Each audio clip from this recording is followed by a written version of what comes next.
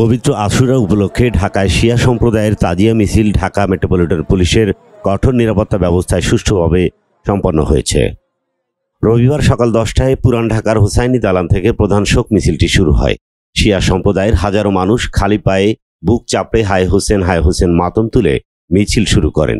মিছিলটি বকশীবাজার লেন, লালবাগ, শহীদ মাজার road, Azimpur, Nilkhet, Mirpur road, Dhaka college, science lab, Dhanmondi আবাসিক এলাকা, বিজিবি 4 নম্বর গেট এবং 7 মসজিদ রোড হয়ে ধানমন্ডি লেকের পারে প্রতীকী কারবালা প্রান্তে গিয়ে শেষ হয়। এর আগে ঢাকা মেট্রোপলিটন এলাকায় সুষ্ঠুভাবে শোক মিছিল সম্পন্ন করতে ডিএমপি মিছিলে দা, ছোরা, কাঁচি, বর্ষা, বল্লম, তরবারি, লাঠি ইত্যাদি বহন এবং আতশবাজি ও পটকা ফোটানো সম্পূর্ণ নিষিদ্ধ ঘোষণা করে।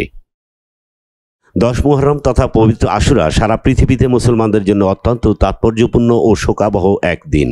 শিয়া সম্প্রদায় এই দিনটি নানাবিধ আনুষ্ঠানিকতার মধ্য দিয়ে ব্যাপকভাবে পালন করে।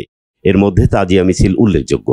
পুরান ঢাকার লালবাগের ঐতিহাসিক হুসাইনি দালান ইমামবাড়া, বড় কাটারা ইমামবাড়া ও ঢাকা মহানগরীর শিয়া সম্প্রদায় বিভিন্ন অনুষ্ঠান ও ঐতিহ্যবাহী শোক মিছিল আয়োজন করে থাকে।